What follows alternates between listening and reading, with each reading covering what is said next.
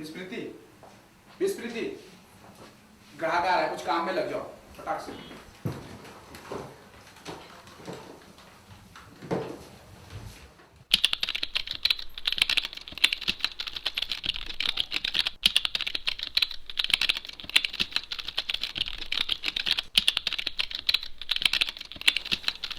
कहिए, मैं आपकी क्या सेवा कर सकता हूँ?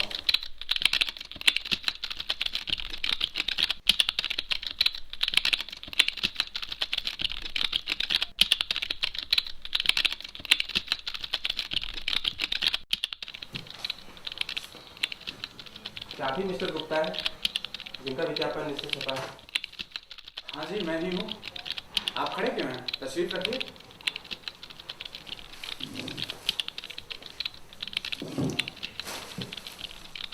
शहर की भाग दौड़ भरी जिंदगी से तंग आके हर कोई शांत कस्बों में रहना चाहता है, और हमारा कस्बा तो काफी शांत और आकर्षक भी है।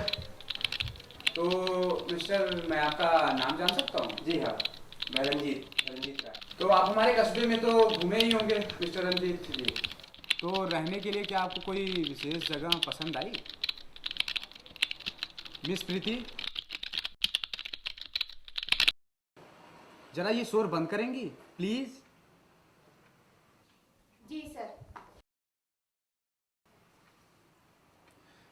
जी, इलाका क्या, मुझे तो घर ही पसंद आ गया है। वो जो नगर में घुसते ही एक पुराना सा मकान है, उस पे शायद फॉर सेल का बोर्ड भी लगा हुआ है। वही जिसके सामने बड़ा सा पेड़ है? जी जी, बिल्कुल वही। उसके एजेंट आप ही हैं या कोई और? अजी, इस कस्बे में तो मैं ही एकमात्र एजेंट हूँ, और वो घर बिकाऊ भी है, लेकिन मैं आपको उससे अच्छा घर दिला सकता हूँ। क्यों? उस मकान में क्या खराबी है? अब आप ही देख लीजिए। 4 कमरे, डबल बाथरूम, बड़ा लॉन, लताओं और वृक्षों से घिरे कस्बे का सबसे पुराना मकान। कीमत 75 लाख रुपए। तो मिस्टर राय, क्या अब भी आप वो मकान खरीदना चाहेंगे? क्यों नहीं? क्या उसमें कोई खराबी है? वैसे तो उसमें मुझे कमीशन ज़्यादा मिलेगा, लेकिन मिस्टर राय, लोग मेरे राय को महत्व देते हैं, इसलिए मैं लोगों को सही राय दिया करता हूँ। मैं नहीं चाहता कि बाद में आके लोग मुझसे कहें कि मैंने कोई झूठ बोला या उन्हें ठगा। देखिए मिस्टर गुप्ता, वह मकान पुराना है और मुझे पुराना मकान ही पसंद है, और मैं वही खरीदना चाहता हूँ। अगर आपको कोई आपत्ति ना हो तो। नहीं नहीं, बिल्कुल नहीं, लेकिन मैं आपको बता देना चाहता हूँ कि उस मकान में पानी भरा रहता है, और खिड़कियाँ सारी दीमक लग चुकी हैं खिड़कियों में, और दरवाजे भी काफ़ी जर्जर हो चुके हैं, और ऐसा छत भी जो है वो 2 साल से ज़्यादा टिकने वाली नहीं है। और फिर इससे बढ़िया मकान 10 से 15 लाख में जब मिल सकते हैं, तो 75 लाख क्यों दिया जाए? आप सोच रहे होंगे कि अगर ऐसी बात है तो मैं उसका एजेंट क्यों? वो तो उस बुढ़े की वजह से है। वह यहाँ का सबसे पुराना रहने वाला है, और मैंने तो उससे कह दिया है कि इस मकान के उसे 2-3 लाख से ज़्यादा नहीं मिले, और वो भी इसलिए कि उससे काफ़ी ज़मीन लगी हुई है, वरना वो तो इतने का भी नहीं है। लेकिन वो बुढ़ा है कि अड़ा हुआ है, कह रहा है मैं यहाँ, मेरा मकान सबसे पुराना है, और अगर 75 लाख नहीं मिले तो मैं नहीं बेचूंगा। अब बताइए जनाब, कौन लेगा उस मकान को? अकेला है, उसका कोई संसार में तो है नहीं, सटिया गया है। देखो मिस्टर गुप्ता, मुझे वही मकान पसंद है, और मैं दाम के लिए उससे बात कर लेता हूँ, अगर आपको कोई आपत्ति ना हो तो। जी नहीं, मुझे क्या आपत्ति होगी, पर उसने मुझसे कह रखा है कि पैसे वैसे वो कम नहीं करेगा। और आप वैसे जा सकते हैं उससे मिलने के लिए।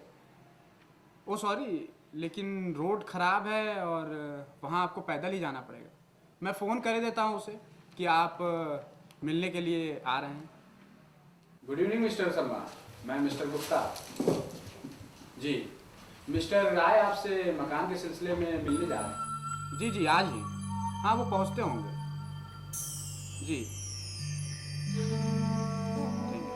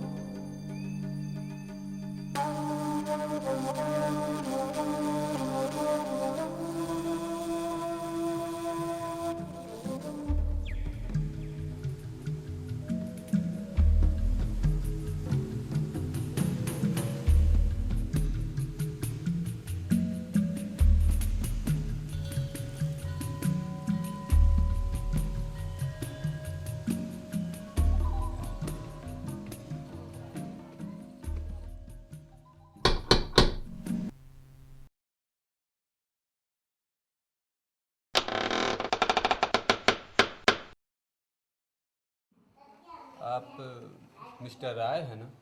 जी हाँ, मिस्टर राय हूँ। मिस्टर गुप्ता का भी फ़ोन आया था।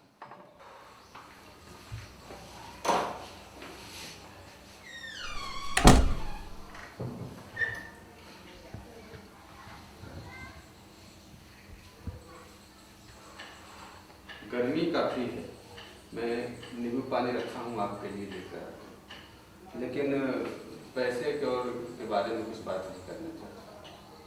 मोल भाव मुझे बिल्कुल पसंद नहीं है। आप खड़े क्यों बैठिए? मैं मिस्टर गुप्ता से मिला हूँ और मुझे आपका मकान पसंद भी है, लेकिन अरे गुप्ता तो मूर्ख है।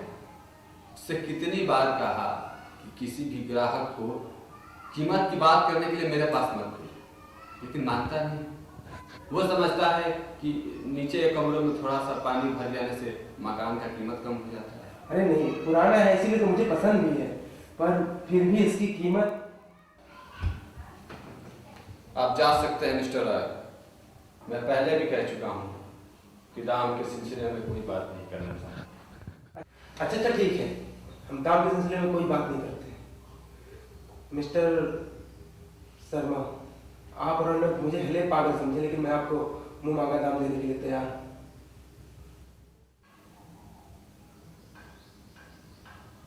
क्या आप सच कह रहे हैं मिस्टर राय? हाँ हाँ, बिल्कुल सच कह रहा हूँ। मैंने बहुत पैसे कमाए हैं और ये जगह भी मुझे पसंद है, तो इतने पैसे को क्या करूँगा? कम से कम यहाँ शांति से रह तो सकूँगा। बैठिए, मैं आपके लिए नींबू पानी लेकर आता हूँ।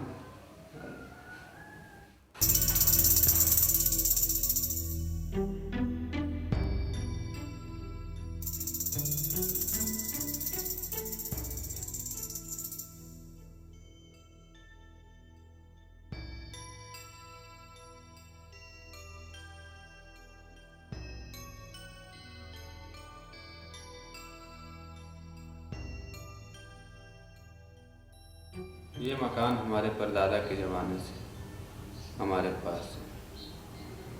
सन 1950 से मेरे सभी सदस्य परिवार के सदस्यों का जन्म इसी मकान में हुआ था, सिवाय मेरे एक बेटे का। वो अस्पताल में पैदा हुआ। जब वो 9 वर्ष का था तो उसकी माँ गुजर गई। कठिन परिस्थिति में फंस गया था मैं। ज़्यादा ध्यान न दे पाने के कारण मेरा बेटा आवारा हो गया।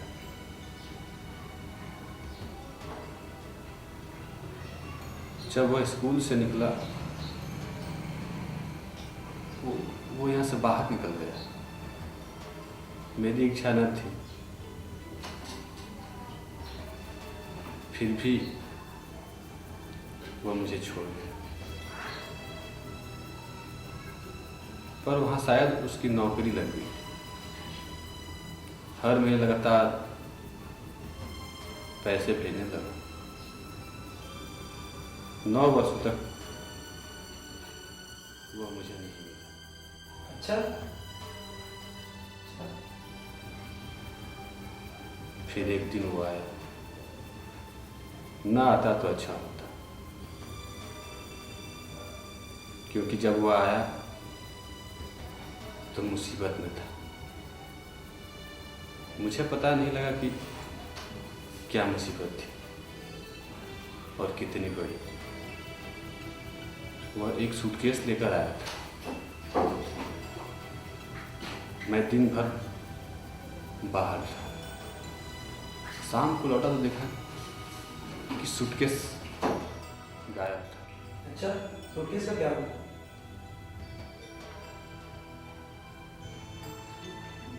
मुझे नहीं पता, पर इतना पता चल गया कि उस सूटकेस में क्या था।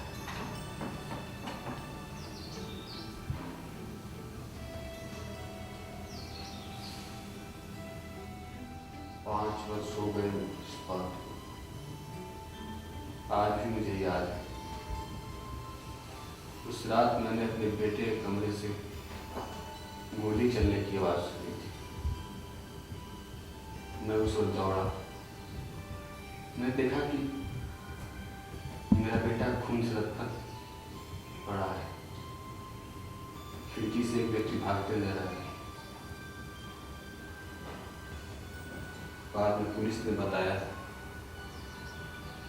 कि मेरा बेटा और उसके दोस्त ने बैंक से 10 करोड़ रुपए लूटे। शायद मेरा बेटा अपने दोस्त को धोखा देकर सूटकेस लेकर आ गया था। इसी वजह से उसने उसका खून कर दिया। मुझे पता नहीं वो सूटकेस उसने कहाँ छिपाया। तब मैंने घर बेचने का फैसला किया। मुझे पता था कि मेरे बेटे का खून एक ना एक दिन यहाँ जरूर आएगा और वो यह घर किसी भी कीमत पर खरीदने के लिए तैयार हो जाएगा। इसलिए तो मैंने इस घर की कीमत, जिनके 10 से 15 लाख रुपया कोई मूर्ख भी नहीं देगा, उसका 75 लाख रखा। मुझे पैसा नहीं चाहिए था, मुझे अपने बेटे का खून ही चाहिए था।